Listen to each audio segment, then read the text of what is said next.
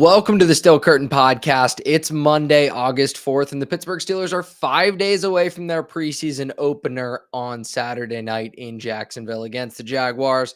I'm Josh Yourish, and with the Steelers off today at Latrobe, I'll hit on some training camp news and then crack open my preseason Steelers six-pack of thoughts, questions, things rattling around my head about the state of the franchise heading into the 2025 season. We're so close to the first preseason game. We've got some football, some semi-real football, the Hall of Fame game last Thursday. It's right around the corner. I couldn't be more excited about it. I'm heading to training camp on Wednesday, just some house cleaning here at the beginning. I'm heading to training camp on Wednesday, so make sure you're following Still Curtain on social media, on YouTube, everywhere. We'll have shorts coming out and a lot of video content coming out of that. And then keep your eyes peeled for stillcurtain.com, where Tommy and Shane will take everything I have and come up with and dig up at training camp and turn it into A+ content on the website. Before that, though, let's dig into some of my thoughts for training camp. And first, we'll start with some training camp news. Braden Fehoko, defensive lineman, defensive tackle, returns to the Steelers with Dean Lowry placed on IR. So a little bit of an injury concern on the defensive front. Fehoko also showed up in Latrobe, slimmed down to 290 pounds. He's typically somebody who's been a nose tackle throughout his career. He's been on the Steelers in parts of 3 different seasons, but he's never appeared in a regular season game for the Steelers. So maybe some depth concerns on the defensive line, but not something I would be terribly worried about. Fehoko probably isn't somebody who's going to see the field. Maybe he'll be a practice squad body as he's been in the past. And the other bit of news, really significant news, there's been some other, bumps and bruises associated with this time of the year that Mike Tomlin always says. The real news, though, Alex Highsmith sustained a groin injury on Sunday. We don't have any update on the severity of that, at least to my knowledge, at the point of recording and live stream on Monday, August 4th at around 1:30 p.m. So hopefully that's not something that's a big concern. Along with that, Jack Sawyer probably had his best day of practice, according to all reports, on Sunday and was really impressive at outside linebacker. So maybe some depth for the Steelers behind TJ Watt, Highsmith, and Nick Herbig. All right. That's pretty much all for the noteworthy news. We'll have more coming out of the preseason game, and I'll have a show next Monday breaking that down, everything down from the preseason game and news to come out of it and my reactions. So make sure you're subscribed for that. Today, as I mentioned, we're jumping into a 6-pack of Steelers preseason thoughts. And I have to start really on the offensive side of the ball, but this first one is ostensibly about both sides of the ball, and I'll explain what that means. Thought number one, are we going to get an Aaron Rodgers offensive takeover? It certainly feels like we might. Just some quotes that have been, circulating out of Latrobe. Arthur Smith, Steelers offensive coordinator, of course, told Jerry Dulac of the Post-Gazette, quote, "I've had to adapt. I give my old man a lot of credit, being an ex-Marine and adapting to situational awareness and always evolving. That's what we've done this year.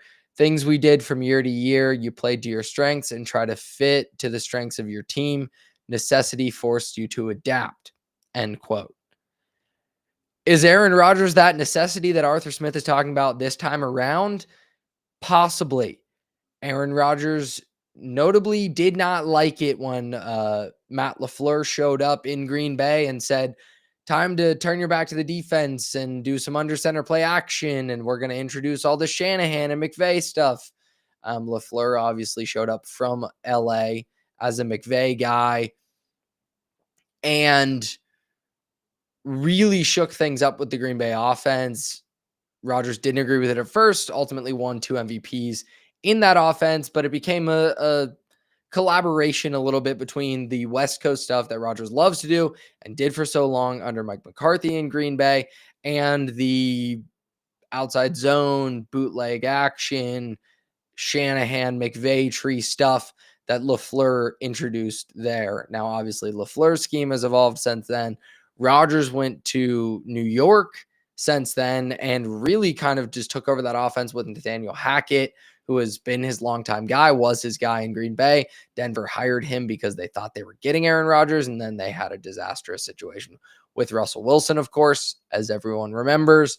But Rodgers just took over the offense in New York pretty much altogether. And it was a lot of the West Coast timing based stuff, which are, staples of modern football, Walsh 49ers stuff that has been very successful for a long time.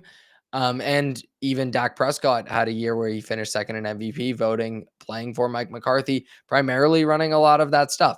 But it is not the modern ethos of the offensive game currently in the NFL, and it looked pretty outdated last year with the New York Jets. The questions when the Steelers signed Rodgers were obviously, what is the offense going to look like? Is Rodgers just going to want to run his stuff, much like a late career Ben Roethlisberger, not going to want to turn his back to a defense, not going to want to go under center too much? Rodgers had big problems last year getting to any outside read handoffs.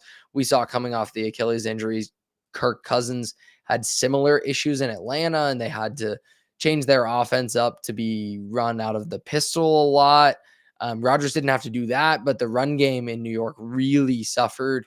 And part of that was due to Rodgers' lack of mobility, not just as a scrambler, but actually just getting to the handoffs, especially when you're trying to run outside the tackles. Is that quote from Arthur Smith a sign that the Steelers are going to give in to Rodgers and kind of placate him running the offense they want him to run? Possibly. This quote kind of nails home that Rodgers isn't just a typical player on this team. I mean, how could he be as a future Hall of Fame quarterback and a former Super Bowl champion, multi-time MVP? So he's not just going to be anybody on a roster, but you would think after how disastrous his tenure in New York was, some of that because of an injury, but some of that because of his hubris, believing he could turn around that franchise and do it running all of his stuff with his guys, that Rodgers would maybe eat some humble pie and say, yeah, Arthur Smith, I'll do what you want to do. Now, Arthur Smith doing what he wants to do, to me, does not evoke feelings of great confidence heading into the year. Arthur Smith has a track record with very mixed results. But I would prefer that to Rodgers running the show. So the quote from Rodgers, he said to Joe Rutter of the Trib, quote, I like his flexibility, talking about Arthur Smith. This is the quote again. Arthur is not rigid in what he's doing. He wants to tailor the scheme to the personnel that he's got. We're trying to find what guys do best and implement that into the offense. I love that about Arthur. So we're going to keep doing that. We. That was enlightening in that quote. Rodgers saying, we love that. We want to do that. We're going to keep doing that. We want to implement that into the offense. That is kind of a peek behind the curtain into what the dynamic is for the Steelers offense. I have to imagine, I'm reading a quote. I'm reading reports out of Steelers camp. Yes, Arthur Smith is going to be the one calling in the plays and ostensibly creating this offense, but it does seem like Aaron Rodgers is going to have a really big part in that. And of course he should as a future Hall of Fame quarterback, but that concerns me knowing how stubborn he is about the stuff he's wanted to run. Last year in New York, it was a lot of quick game and a lot of performative deep balls, some have called it, but just a lot of outside the number deep balls, getting it out quickly. That's how I'm going to threaten a defense. But really, those aren't necessarily all that threatening.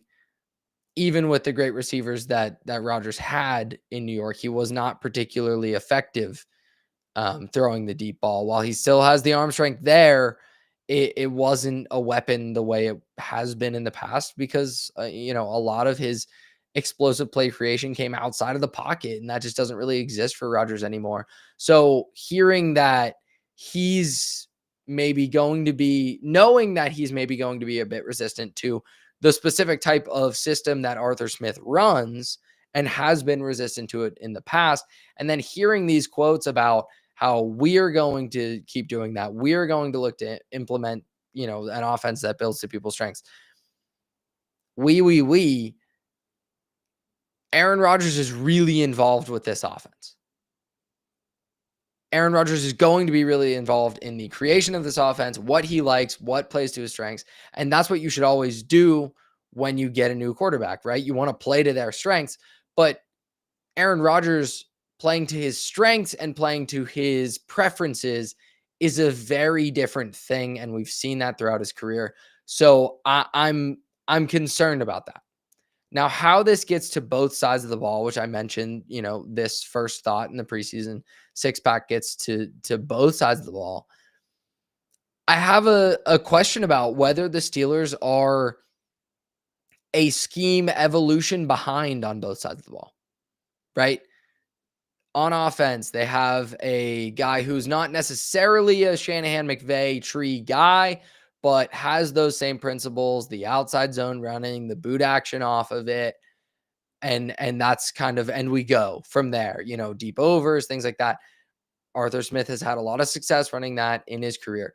But we have seen guys who were the leaders in that type of offense, McVay and Shanahan, change up how they're running things for their franchises. Last year, Shanahan ran a lot more power stuff, had a lot more true drop back stuff with Brock Purdy, leaned on Brock Purdy a lot more to be a creator instead of just a point and shoot guy. We know McVay went away from the, controlling the puppeteering of a quarterback when he traded for Matthew Stafford. He wanted to get away from it because he wanted somebody who could kind of be a partner in that process. And then even beyond that, McVay has really leaned into heavier offensive linemen, gap scheme running, because defenses responded to that outside zone stuff, to those Todd Gurley teams, to, Raheem Mostert on the 49ers. Defenses needed more speed to keep up with it. They had scheme evolutions to address the outside zone and try to, force things back to the middle and have linebackers that can run sideline to sideline. McVay realized and Shanahan realized, and these great coaches realized, we have to be more multiple in the run game because defenses are getting lighter in the middle, interior defensive line and linebackers. Let's just go downhill and hit them in the mouth. That's a big reason that guard contracts in the past two off seasons have really exploded. That type of run game has become way more prevalent in the NFL. And the Steelers are still going heavily into that outside zone stuff. And yes, it can still work. It's something that has always worked in the NFL since, Kyle Shanahan's dad brought it into vogue in the 90s. And, it was even successful before then. But you're losing the advantage that was once there of it being a bit of a novelty, right? Of it being a bit of a unique thing now that it's, spread so much like wildfire across the NFL. It's standard, it's boilerplate, it's what defenses are used to preparing for, especially in the run game. And I think it can still be successful. I think Caleb Johnson is the perfect running back to put into that type of scheme. I think it helps your young offensive linemen develop because it takes a lot of pressure off of them if run correctly. But it feels like the Steelers are a scheme evolution behind, right? I would rather, obviously, have one of those head coaches, Shanahan, McVay, LaFleur, who are on the cutting edge of this stuff and continually advancing it and exploiting the advantages of changes on the defensive side of the ball. And it feels like the Steelers are behind that, even if Rodgers lets Arthur Smith run the offense he wants to run. And if Rodgers runs his West Coast stuff, then there are multiple scheme evolutions behind, though West Coast principles are still very prevalent. And Andy Reid, a lot of his stuff is rooted in West Coast principles as well. So that can be very successful, but you have to innovate off of it. And a quarterback like Aaron Rodgers, who's very stuck in his ways and has his preferences, and we saw with the Jets, wants to run his stuff. I don't know that he's going to be necessarily an innovator, nor should he be. And then on the other side of the ball, the Steelers are pretty rigid in their single high safety cover 3 stuff. And that's, Tomlin became the Steelers head coach when he was a Tampa 2 guy. And then he has, periodically transitioned into being a cover 3 guy. That has fallen out of favor for the, cover 4 shell to high safety stuff and, rotating safety, simulated pressures. The Steelers really don't do a lot of that creative stuff. It feels like on that side of the ball, there is a scheme evolution behind as well. And it's frustrating to see a roster with so much talent, which the Steelers had last year, continually be shredded against teams that are experienced playing against it, or by teams that are experienced playing against it, because they're familiar. They know what they're going to get. Last year, early in the season, Anthony Richardson goes down and Joe Flacco takes over for the Colts, and he carves the Steelers up because he knows it's going to be cover 3. He knows what it's going to look like, and he knows the answers to that test. And that's infuriating, right? To know that your coaching staff, the coaching staff of the team you root for, or if you're a player, it's got to be infuriating as well. The team that you're on feels like they're behind. They're lagging behind the curve in the NFL. And on both sides of the ball, I think you can make the argument that the Steelers are a scheme evolution, if not 2, behind the cutting edge. And that's a reason that the most expensive defense in the NFL and one of the most talented, if you believe in batting ratings, it's the most talented defense in the NFL. Certainly, I'm not going to use that in my analysis, but it's a good proxy for name recognition, talent. It's why that unit routinely underperforms and was blown out of the water by the Ravens and was carved up by Joe Flacco, right? Teams are familiar with what they're going to get, and it's not innovative. It's not a new look. I think the Steelers and Mike Tomlin do deserve credit for early in the season, multiple times in recent history, have actually done a really good job confusing talented quarterbacks. They did it to Josh Allen. They did it to Joe Burrow. Granted, when they did it to Joe Burrow, he was coming off of appendicitis. I think that was the appendicitis offseason, but it was the one of the off seasons when he just really couldn't do anything until week 1. But they've had, when there's a longer runway to a game, been able to come up with pretty bespoke game plans. And I think Tomlin is still capable of doing that. But his the core of what he does defensively and the core of what Arthur Smith does offensively are, cover 3 and outside zone stuff. And those are both 2017 was the peak of both of those, right? Cover 3 stuff. Cover 3 can still be incredibly viable, and there are different variations off of it, right? This is reductive, but I think the results bear it out that the Steelers feel like they're lagging behind in terms of innovation on the coaching staff. And it's not surprising when you see that the Steelers never produce other head coaches, right? Mike Tomlin has no coaching tree. I've talked about that before. It's a reflection of, I would say, the Rooney's unwillingness to spend heavily on the, assistant coaches, but also Tomlin's inability or unwillingness, whichever it is, to develop young coaches, to trust young coaches, and to trust them to innovate. And he continually, when he's had talented coordinators or coordinators that have gone on to head coaching jobs, often they're retreads, right? Often they're guys like Arthur Smith, who was a head coach, failed. Okay, come back and rehab things here. Oh, Brian Flores is doing interesting things with the Steelers defense as, just a member of the staff, essentially, an advisory role for that defense. He was doing some interesting things with the linebackers. Oh, he's a retread. He's a Belichick guy, right? The Steelers don't get this innovation, and it's frustrating, and it's a reason that I think they underperform relative to the talent on the roster every year. That was a long one. Sometimes the first one doesn't go down too easy. Sometimes it takes a little bit of time in a six pack. You got to nurse the first one a little bit. The second one, maybe it'll go down a little quicker. Looking at the Steelers' schedule, much like last year, though not as extreme as last year, the Steelers have to get off to a hot start.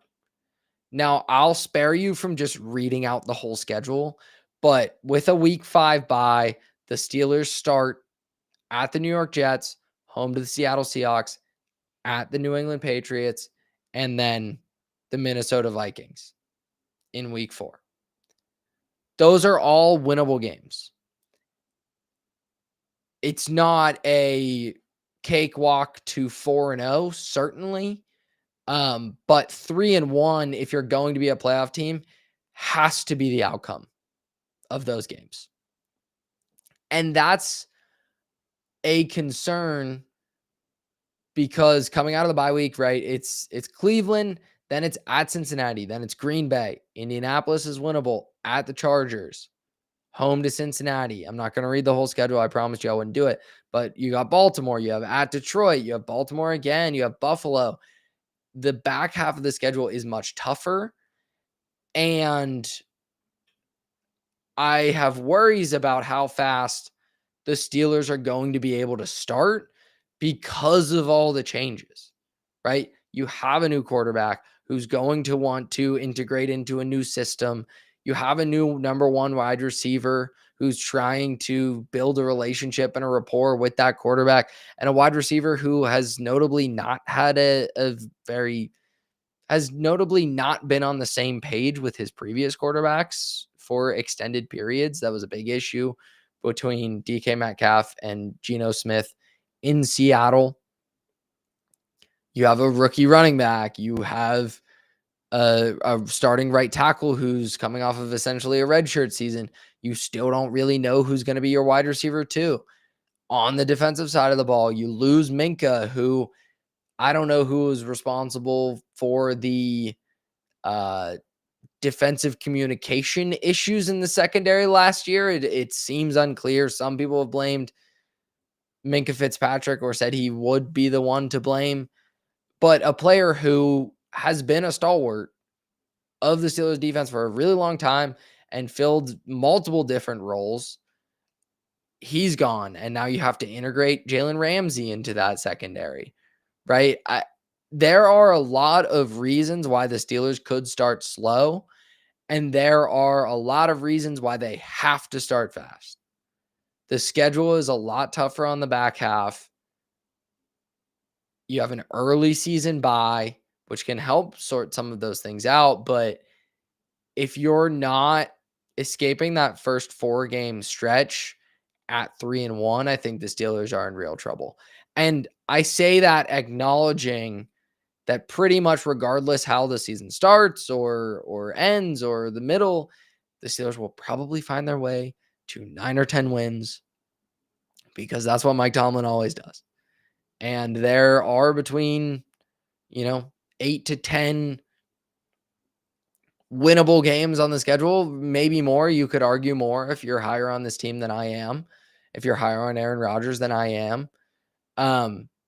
Maybe there's 12 certainly winnable games, right? Even at Detroit is a winnable game. Buffalo is a winnable game. It's the NFL. But games that you feel pretty good about the Steelers winning, they'll probably find their way to 9 or 10 wins regardless. But I think to do it, you got to start at least 3-1, if not 4-0.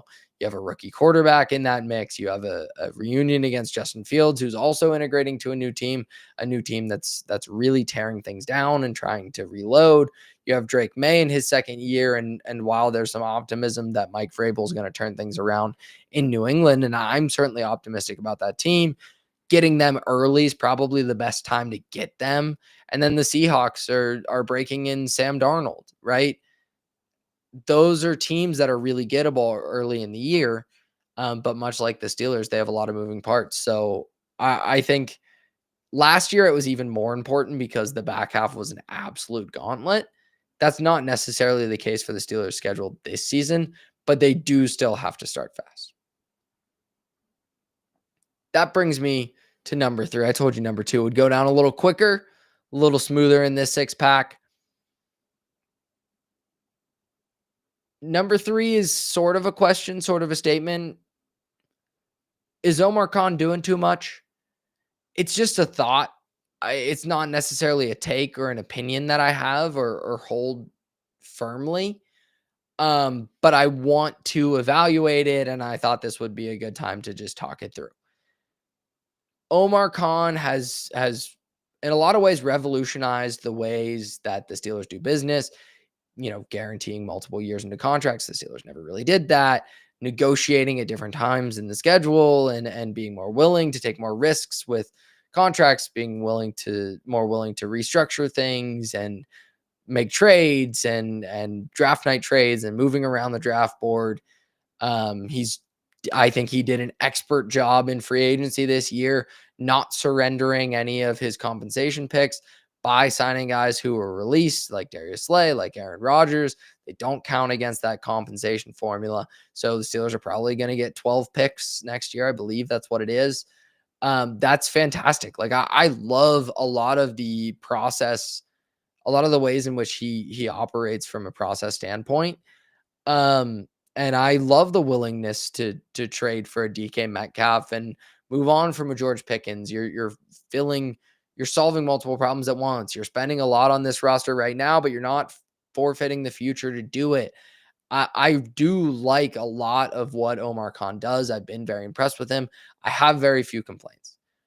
But structurally, in terms of rebuilding, retooling, whatever you want to call it, is he doing too much insofar as trying to plug every hole on this roster, and every time you plug another one, you spring a leak somewhere else, right? Instead of just fortifying one group, or you plug one and that plug doesn't work and you don't have a plan B for it, right?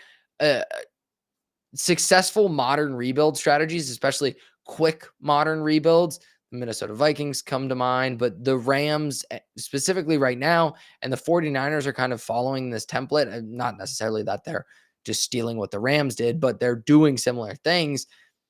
You throw tons of resources at your biggest problem, right? The Rams loaded up their defensive line in the draft post Aaron Donald. They drafted Jared Verse. They drafted Braden Fisk. They spent a ton of late round picks on that defense trying to address the secondary, right? They just threw a ton of resources at the problem. That way, if one of them doesn't work out, the other one probably will, right? And the 49ers did the similar thing this offseason to tie a bow on that one. They knew they needed to address their run defense, both the interior defensive line and linebackers. They drafted multiple interior defensive linemen, drafted multiple linebackers, signed multiple linebackers. They drafted Michael Williams on the edge. They signed Bryce Huff on the edge. They signed Alfred Collins in the middle. They just said, we're solving this problem. We still have problems in the secondary. The Rams still have problems in the secondary too. We're going to have other problems on this roster, but this problem is not going to be an issue next year. And that's not really how Omar Khan has operated. Yes, he added Derek Harmon to something that's ostensibly a position of strength on the defensive line for the Steelers. But it was also a position that the Steelers are pretty thin at, right? Cam Hayward is aging out. Keanu Benton hasn't really turned into a star. He's certainly a serviceable player. Beyond them, there isn't a lot of depth there, right? It was a clear position of need. And you added a guy in the first round. Great. You spent a high value resource on that. Is Derek Harmon going to be the difference between the Steelers giving up 200 plus rushing yards to Derrick Henry and the Ravens in the playoffs last year and being a stout run defense this year? I'm not sure, right? If you look at it as a multi-year process, then you can include, okay, he drafted Peyton Wilson and signed Patrick Queen. And these are also to address that same issue. And yes, that's true. And I understand that, but okay, now we're trading Minka for Jalen Ramsey because we need more depth at corner, and we're signing Darius Slay. That's multiple to one problem, but you're springing a leak at safety, right? You're not just pouring. You drafted multiple first round offensive tackles, but behind them, where are any solutions, right? If Broderick Jones isn't good this year, Steelers have a big problem at offensive tackle, even after spending those 2 picks. If Fautanu goes down with an injury again, Steelers have a big problem at offensive tackle, even after those picks. Offensive line is the one position you can say maybe he did do that, right? He drafted Jones, then Fautanu, then Zach Frazier, then Mason McCormick. So yes, he's pouring resources into that group, and I think that's great. The Bills did something. They did it in a different way because they did it with a lot of mid-cost free agents. But years ago, when offensive line was an issue early in the Josh Allen era, they just signed a bunch of mid-tier guys, good players, not great players, and said, this is just going to bring up our level of competence at this position. And we've addressed it with quantity, not necessarily with quality. And sometimes that's a more responsible way to build these types of position groups because you're less susceptible to injury, right?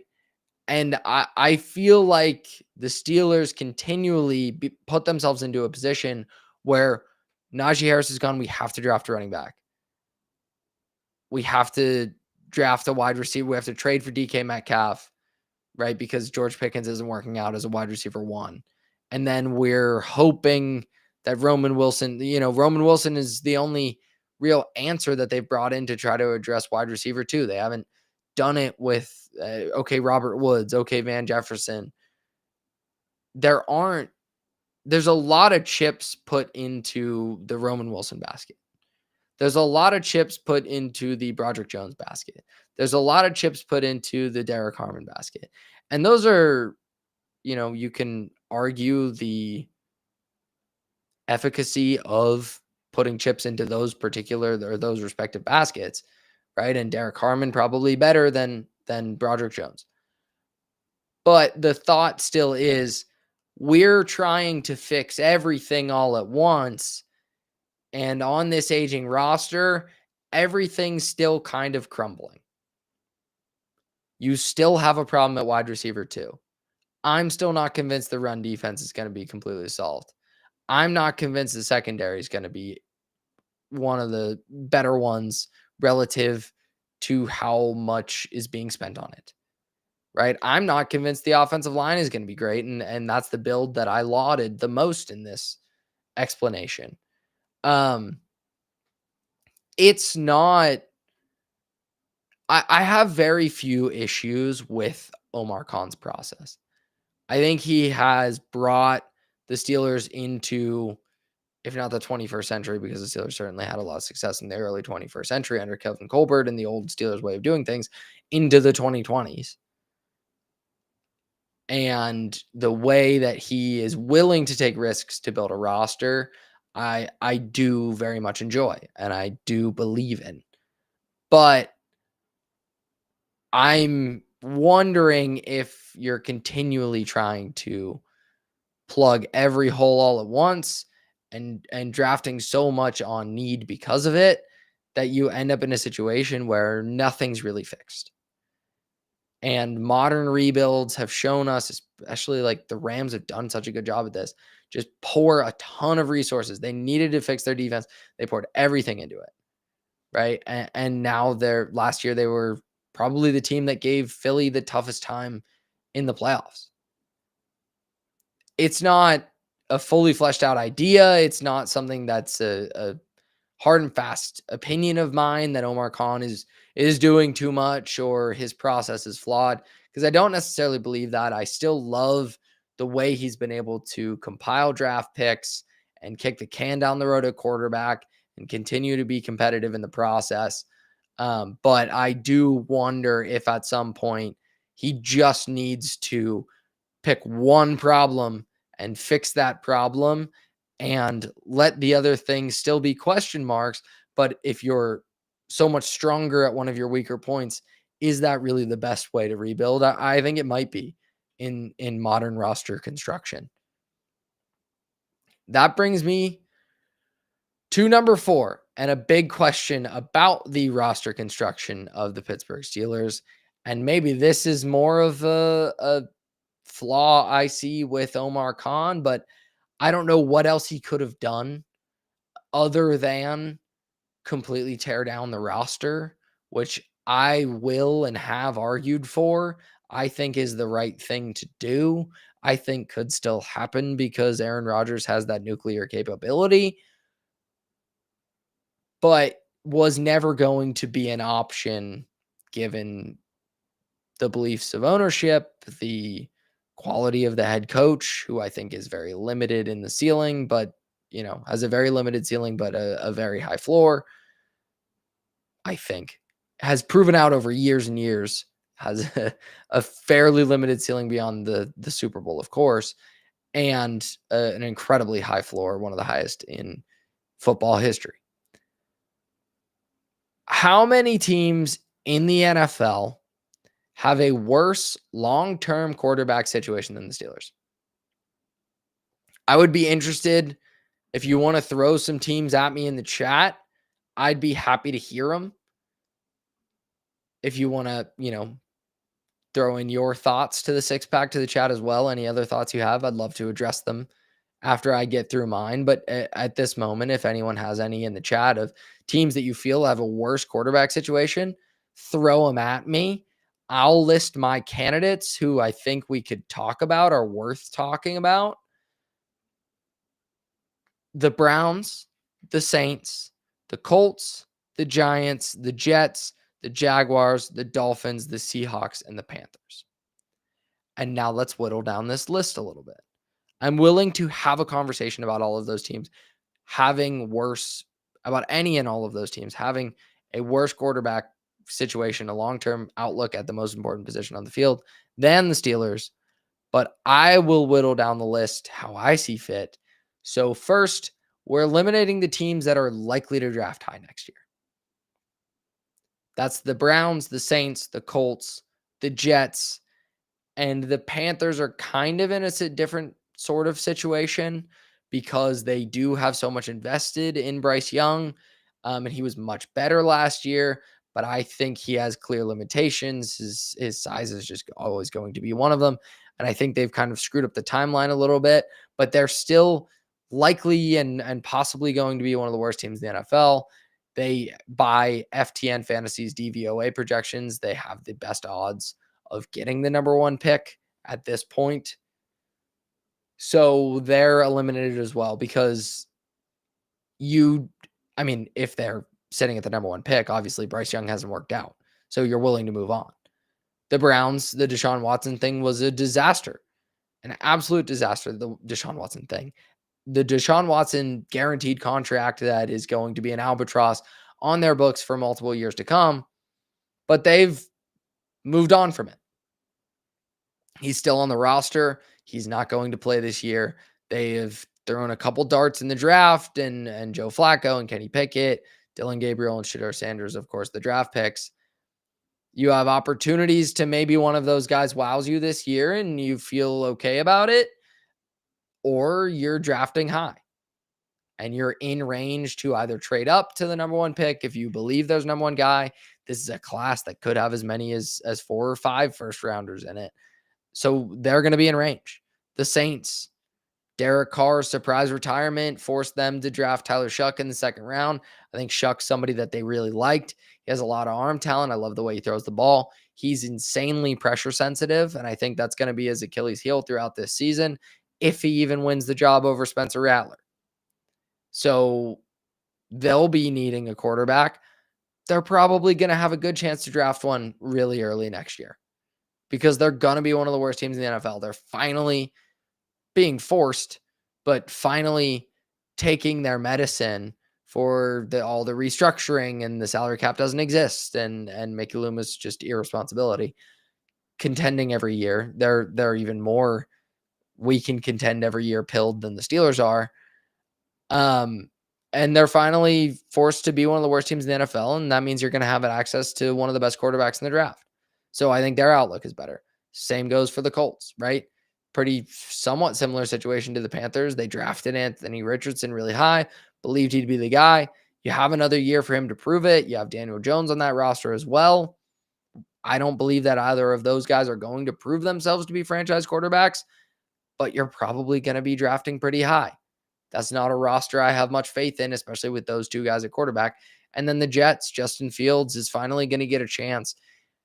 I wouldn't call New York at any point a stable situation, but probably the most stable situation where he's the clear starter. He's going to get that opportunity in New York, and maybe Justin Fields works out. If he does, you probably won't be able to draft a quarterback particularly high. But if he doesn't, then you just draft one. So you have your answer either way.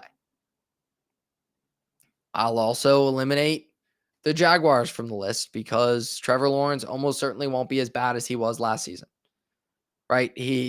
Lawrence is signed through 2030 at $55 million average annual value, and that might be a bit rich for most.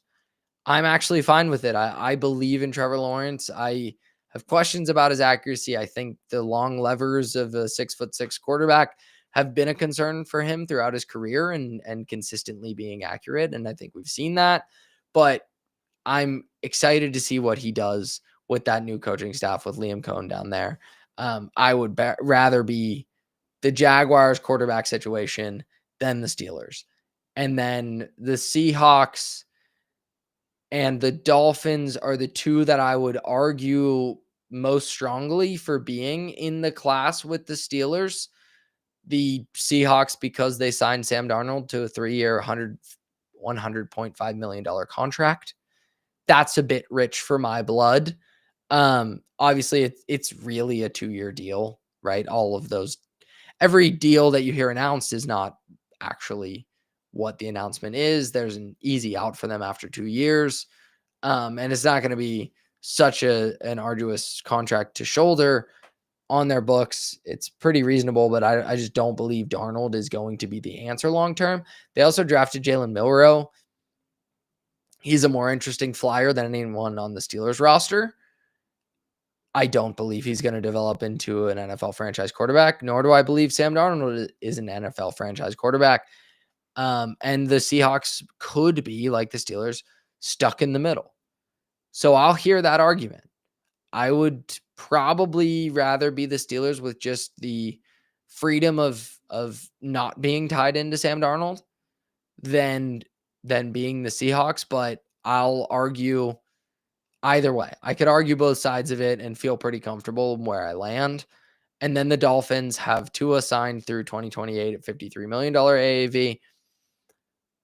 Both teams, like the Steelers, are probably too good to bottom out and are tied into quarterbacks who aren't needle movers. So I think that's worse than the Steelers, who are too good to bottom out and aren't tied into a quarterback that's not a needle mover. But that's putting me at 2 as the answer for the question. How many teams have a worse long-term quarterback situation than the Steelers? Maybe 2. The Steelers have 1 year of Rodgers, and then they need to draft. They have 12 picks in next year's draft, so they have the ammo to move up. They got the extra third from Dallas in the George Pickens deal, but they're going to have to move up a long way because they refuse to bottom out and because they have so many veterans on this team and because just the talent level of this team is going to dictate that they won't bottom out. Teams that have traded up into the top 10 to draft a quarterback since Jared Goff in 2016 was the big notable one in recent years. that I think draft pick value can be even moderately comparable to look at. So obviously the Rams in 2016 went from 15 to 1 to draft Goff. They gave up 2016 seconds. They gave up the 15th pick, of course, a 2016 third, the 2017 first, and a 2017 third. They got Goff. They made a Super Bowl.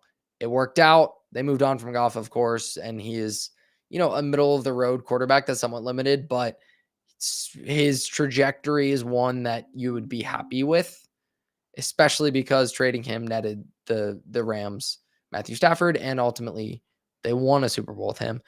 The Chiefs in 2017, who did they trade up from 27 to 10 to get? Oh yeah, Patrick Mahomes. To do it, they gave up the 27th pick, a 2017 third, a 2018 first. So that's not a huge price. That's a really big move from 27 to 10. I think it would probably cost more nowadays than just the two firsts and a third. But if you're remotely in that range, okay. The Steelers probably aren't going to have the 27th pick, probably more around the 22nd pick, where it feels like they end up every year. But that might be what it costs you, a third, maybe 2/3, because they have them, and an extra first to go into the top 10. And if you end up with Mahomes, that's great. And in 2018, the Bills traded up from 12 to 7. The Steelers probably aren't going to be at 12. They got Josh Allen. In 2018, the Cardinals moved up from 10, right? It's sounding pretty good so far. Goff, Mahomes, Allen. Seems like a successful strategy to have a sustainably built roster to insert a young quarterback into, and you are already a competitive or semi-competitive team prior to their arrival. Now you put them in there, plug them in, and let's go. I do like that philosophy. I think that's the best way to develop a young quarterback. Kenny Pickett was not going to be that quarterback. So I like the trade up to get a more talented guy theory. There was not a more talented guy in that draft class, but it doesn't always work out. In 2018, the Cardinals traded up from 15 to 10 to draft Josh Rosen. And then in 2021, the most recent example, which also notable that this happened a lot between 16 and 18, right? 4 times between 16 and 18. Once since a team trading from outside the top 10 into the top 10 to draft a quarterback. 2021, the 49ers traded from 12 to 3 to draft Trey Lance. They gave up the 12th pick, a 2022 first, a 2022 third, a 2023 first. So it was 2 additional firsts along with the one they gave up moving up. A massive trade that I think hasn't seemed to hurt the 49ers because they made a Super Bowl since. Brock Purdy has been their savior, but is hurting them probably in the long run because they've missed out on essentially 3 straight first round picks have given them nothing. 2 of them they traded away. One was Trey Lance, who has never really played and just started the Hall of Fame game for the Chargers.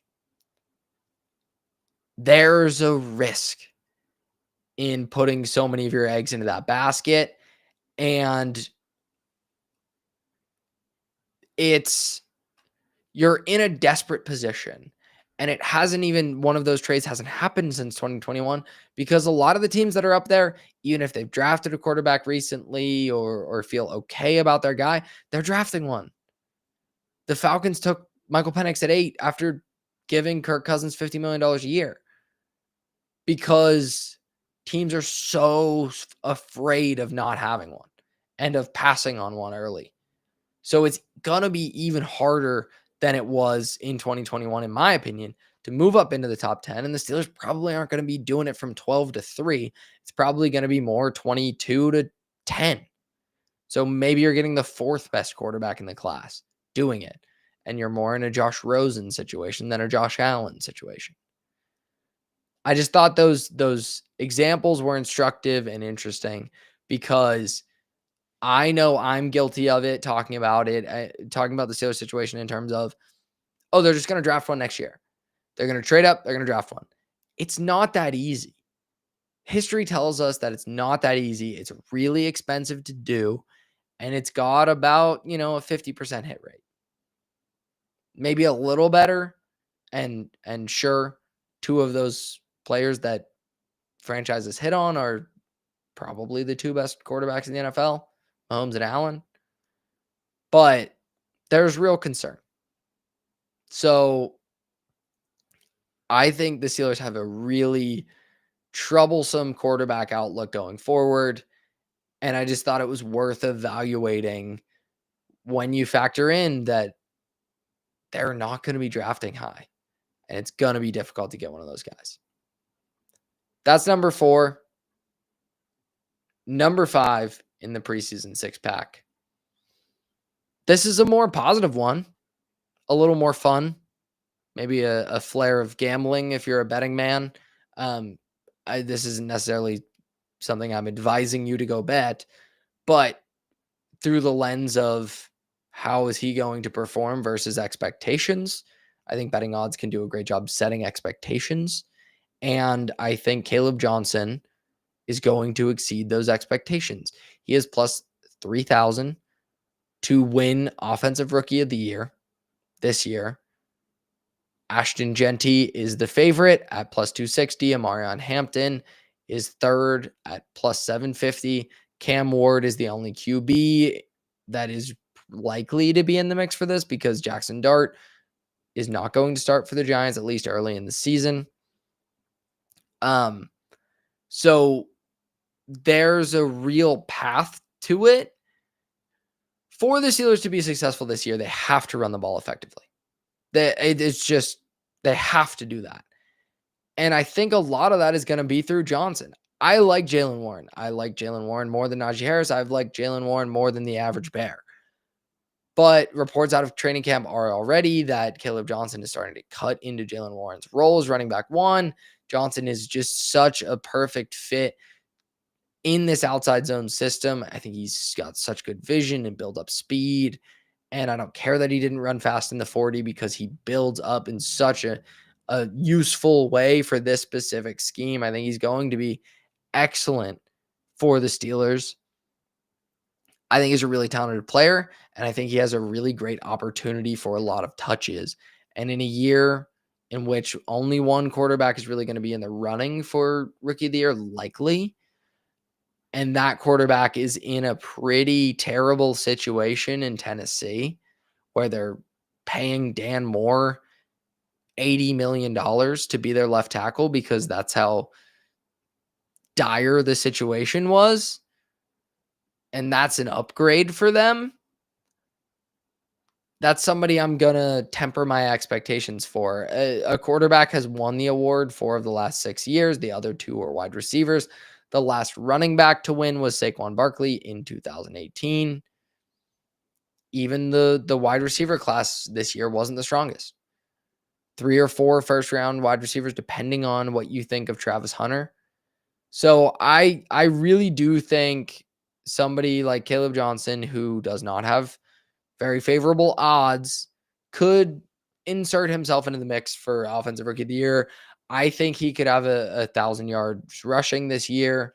Najee Harris was able to do it just about every season with the Steelers, and he was one of the most inefficient players in the NFL, and he was splitting time with Jaylen Warren, who's a better back than he was. I just think the body type of Johnson is more suited than Warren to handle that type of workload. I think Warren's ultimately going to be the third down back, the pass catcher, the pass blocker, because I think Warren's really good in that capacity. But I think Johnson's going to get a lot of opportunities in an offense that needs to be good on the ground because of the lack of options at wide receiver and in the passing game in general. So I think he's, an interesting value when looking at the Offensive Rookie of the Year market and is going to outperform those expectations is really what I think about it. And I'm really excited. He's probably the player I'm excited to see the most when I go to training camp on Wednesday. I just want to see what he looks like as a runner.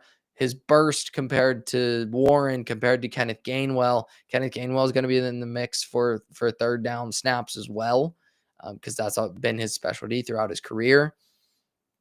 But I'm really excited to see Caleb Johnson, see what he looks like for the Steelers and what he can do in year one. And I think he's going to be a valuable running back in fantasy football if that's your thing, right? I think he's going to be a value pick relative to his average draft position there.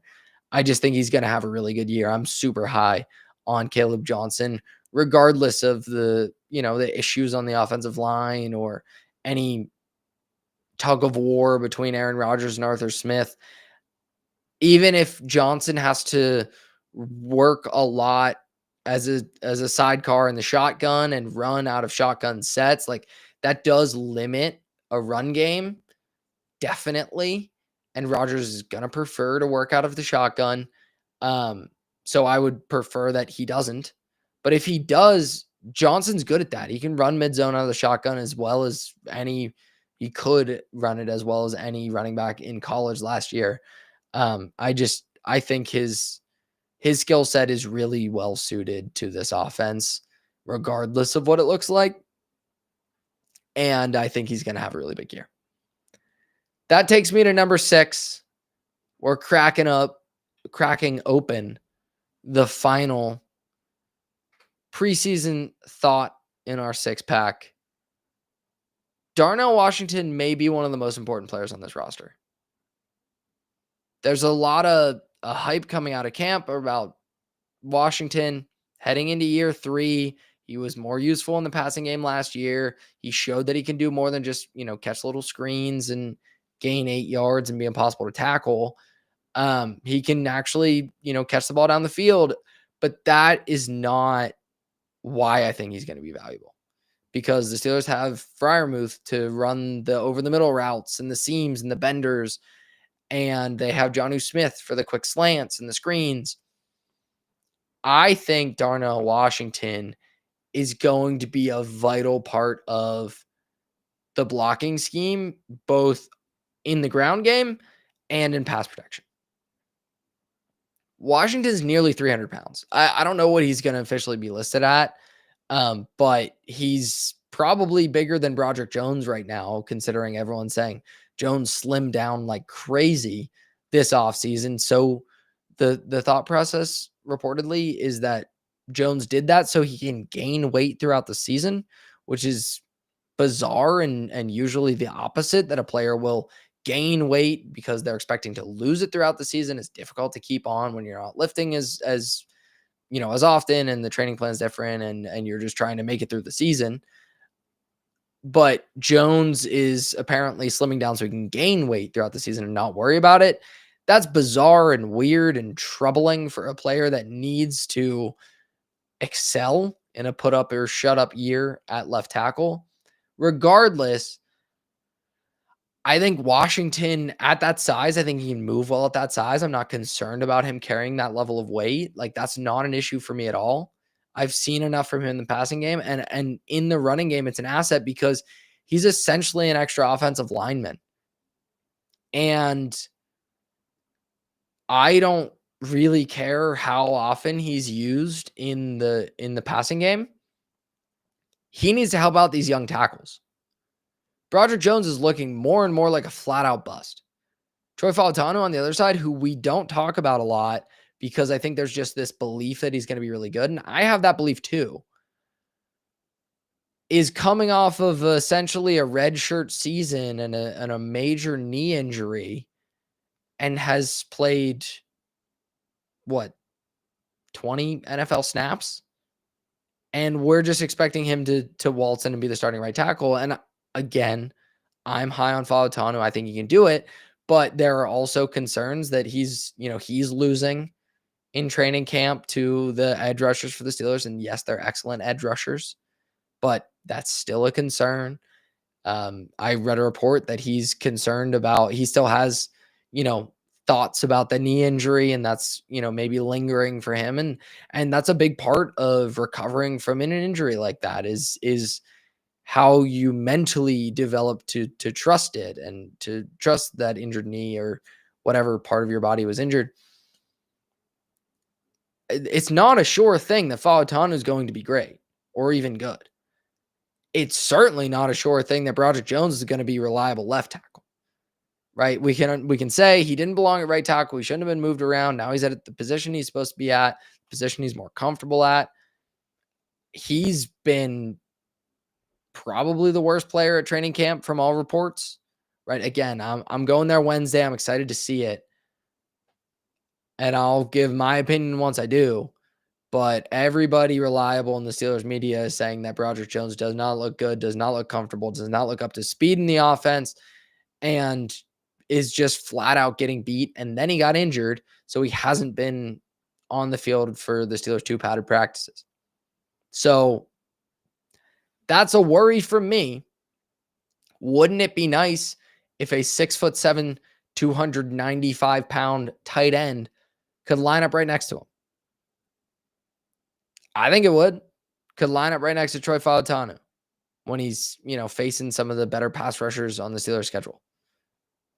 I think so. Right? In pass pro and the run game, I think Washington's just going to be so valuable. Last year, the Bills dominated on the ground with their 6 offensive line look. This is the way the NFL is going. More ground and pound. More big bodies out there. It allows you to dictate to the defense who's on the field. It forces them to put bigger bodies out there, and it can allow you to throw the ball, right? I think Washington can be a unique chess piece, like much in the way that Joe Brady and the Bills utilize their extra offensive linemen, except he doesn't have to declare. He's an eligible receiver. So I think he can be incredibly valuable. Last year, he played 553 snaps at inline tight end, 345 as a run blocker, only 80 as a pass blocker. I think that's got to tick up. I think you got to give your offensive tackles help, especially because Rodgers, late in his career, you think the best quarterbacks, the most veteran quarterbacks, they typically shred the blitz, right? Not Rodgers last year. He tied for 40th among 43 eligible quarterbacks with at least 50 dropbacks last season in yards per attempt against the blitz and had a negative EPA per dropback. 5.5 yards per attempt against the blitz last year. He was 39th in time to throw among that sample and had a 20.6% pressure to sack rate. So he's getting it out quick against the blitz, and it's not turning into much. You got to let him feel like he's protected more. And I think an extra body like Darnell Washington, basically an extra offensive tackle out there, is the best way to do it. Absolutely the best way to do it. And there's been reports that the Steelers have experimented with putting both their tackles on one side of the formation and lining up Washington next to the guard, right? Either, Sayamalu or Mason McCormick. I think that's an intriguing way to use an extra body like that because he can do so many things in the passing game. He can do enough in the passing game that it makes him even that much more of a weapon because you still have to account for him in coverage. So I think he can really, the tight end position is really incredibly valuable right now because it's one of the only ways that offenses can dictate personnel to defenses. And I think Darnell Washington is going to do that for the Steelers. So I think he could be one of the most important players on the roster, especially considering who the quarterback is and who those offensive tackles are and where they are at this point in their careers. All right. That's going to do it for me today. That's my 6-pack. Thanks for hanging out. Thanks for listening. As always, the Steelers have a football game this week. It'll be Saturday night. As I said, I'm going to training camp on Wednesday, so you can follow the Still Curtain accounts on X and on YouTube. You can follow us or subscribe on YouTube. You should be subscribed if you aren't already. Like and subscribe to the page. You can also follow me on Blue Sky at Yourish3 if you're over there on Blue Sky. And I'll be putting out as much as I can from Wednesday as well. Can't wait to do it, and can't wait to talk to you again next Monday with a somewhat real football game to discuss. It's right around the corner. Ladies and gentlemen, I can't wait for it. I'll talk to you next week. And as always, go Steelers.